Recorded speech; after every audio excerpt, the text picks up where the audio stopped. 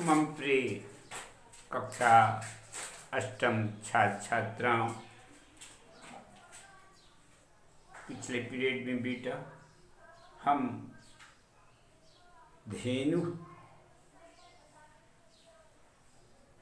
गाय इस पर निबंध देखे थे, है ना। समझाया था और बताया था। आज हम उद्यानम पर देखते हैं। चलो आ जाओ। तृतीय निबंध है उद्यानम। पुस्तक में तुम्हारे दिया हुआ है 87 पृष्ठ पर है क्या बेटा? इसका पृष्ठांकन जो किया है वह डार्क कर दिया है। चलो ठीक है। तो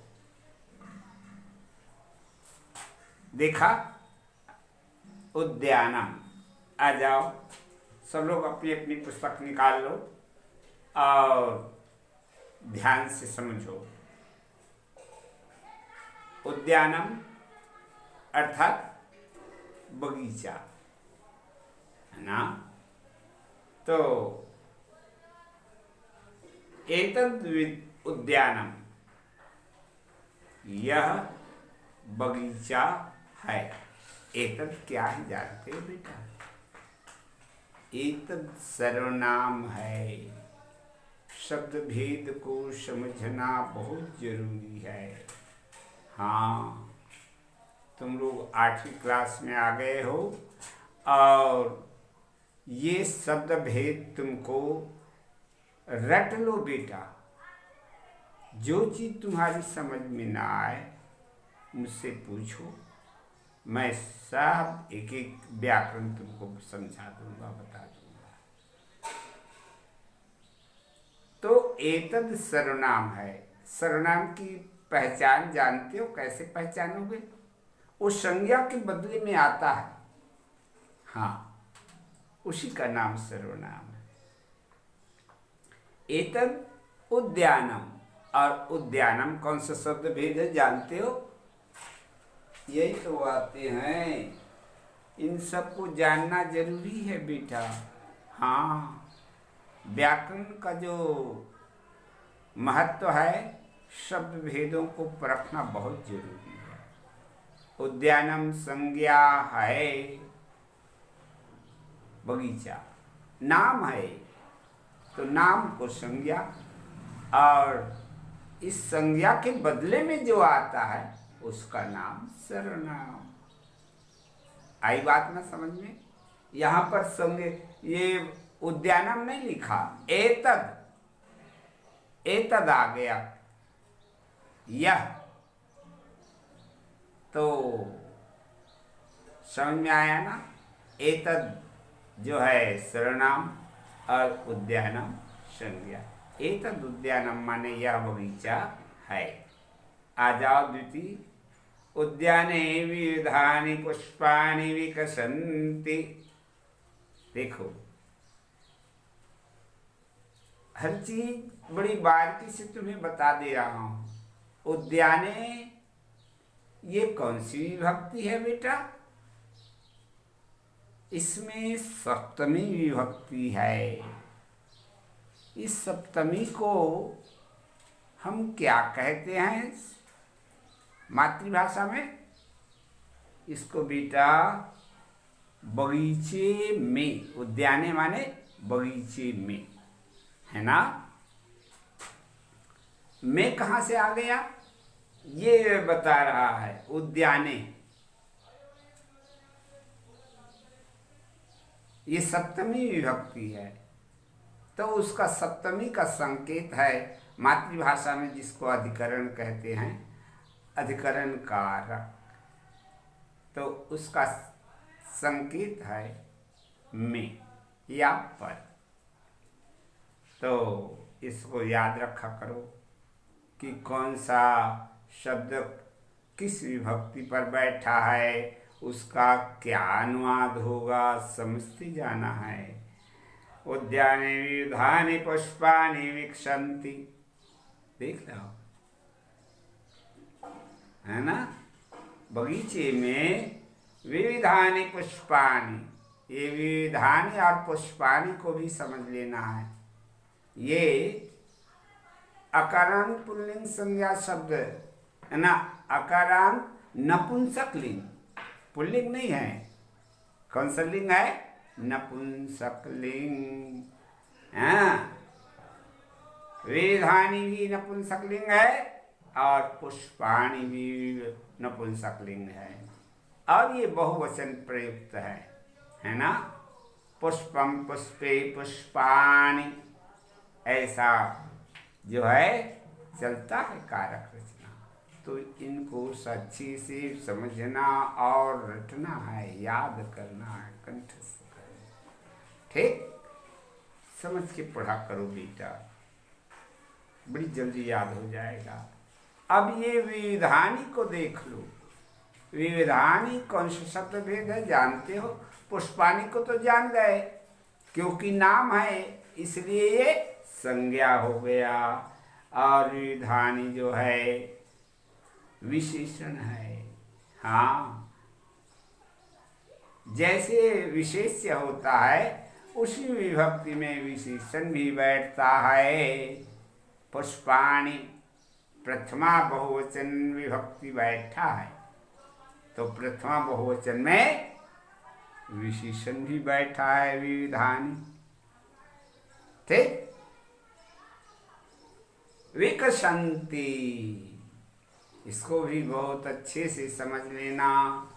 विकसंति जो है लट लकार अन्य पुरुष, जिसको प्रथम पुरुष कहते हैं, वो बहुवचन में प्रयुक्त है।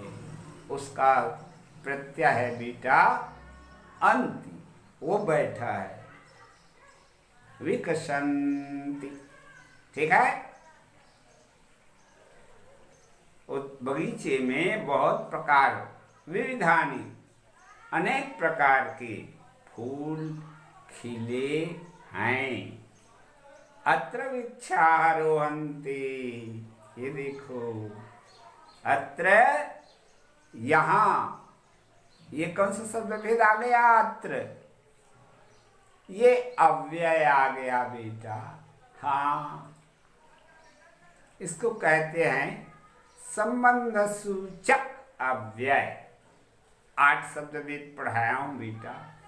क्या? संज्ञा, सर्वनाम, विशेषण, क्रिया, क्रिया विशेषण, समुच्चय बोधक अव्यय, विस्मयादि बोधक अव्यय, और अंतिम है संबंध सूचक अव्यय। ये 8 अव्यय हैं, 8 शब्द भेद हैं। सारी जो चीजें हैं इन्हीं 8 शब्द भेदों के अंतर्गत आते हैं।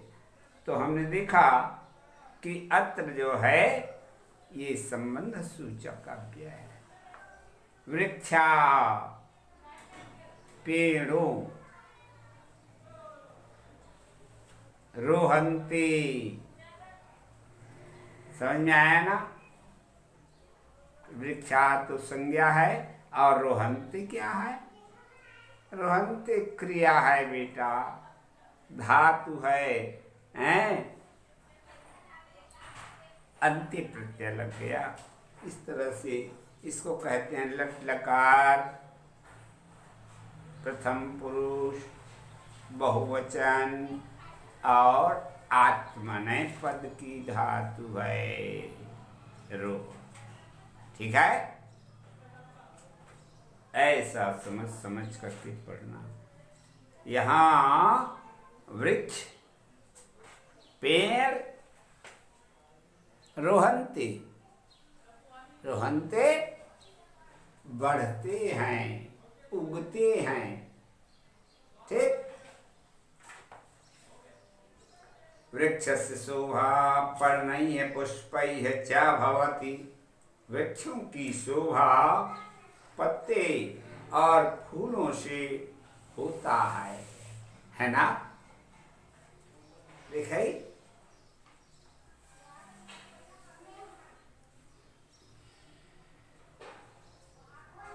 कहीं पर प्रश्न पद की धातु आई है तो कहीं पर आत्मनेय पद की धातु आई है।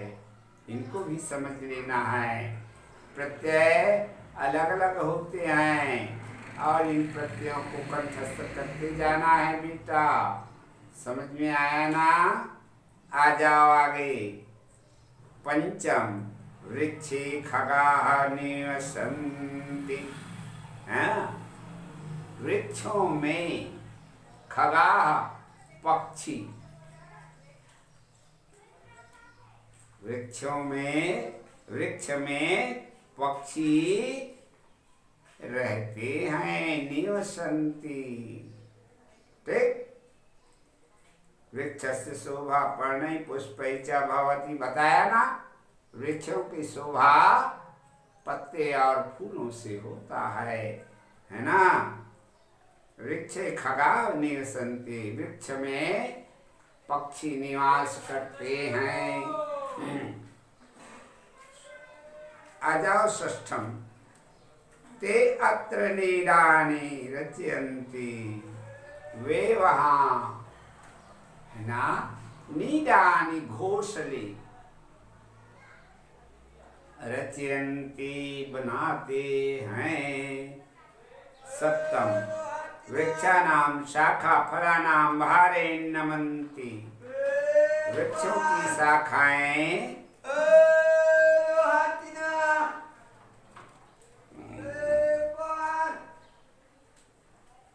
वृक्षों की शाखा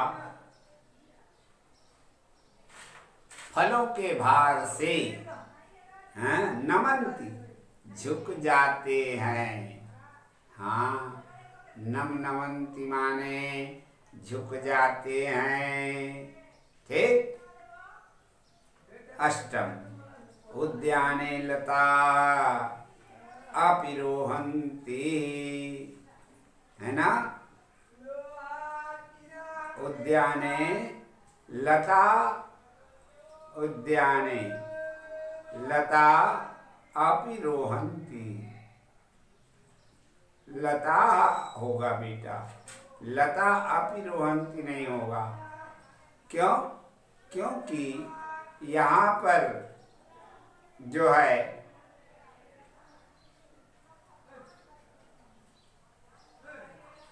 रोहन्ति जो है अपि,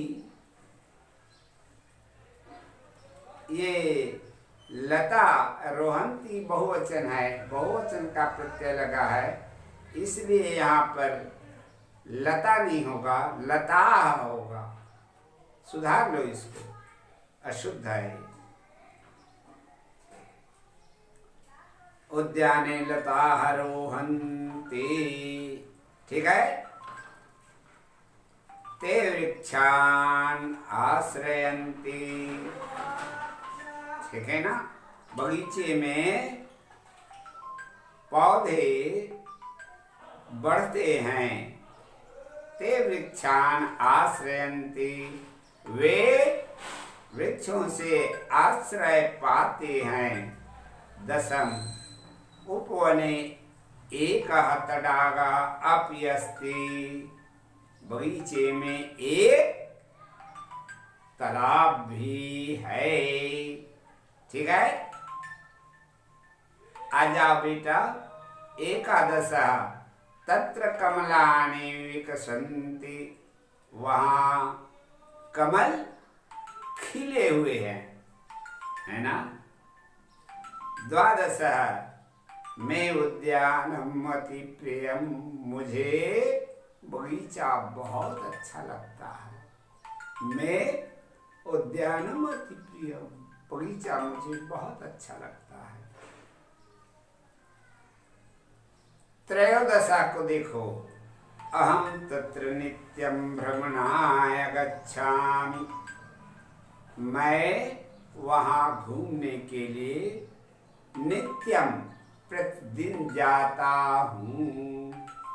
ये रहा बेटा उद्यान के निबंध, और सुंदर सा मैंने तुमको समझा दिया। इसको कॉपी में लिखना और लिख करके कंठस्थ करना। इसके जो वाक्य हैं उसको भली भांति समझना है। कि कौन सी विभक्ति बैठी है, ये कौन सा लकार में भी हैं, है ना। तो जहाँ तक के कर्ता जिस वचन और जिस पुरुष में होता है, धातु में प्रत्यय भी उसी वचन और उसी पुरुष के बैठते हैं। ये जैसे कि मैंने तुमको अष्टम को बताया ना, लता होगा, ये अशुद्ध लिखा है, ठीक है। ठीक, पूर्ण हुआ बेटा। आ जाओ, अगले पीरियड में हम चतुर्थ गृहम पढ़ा देगा।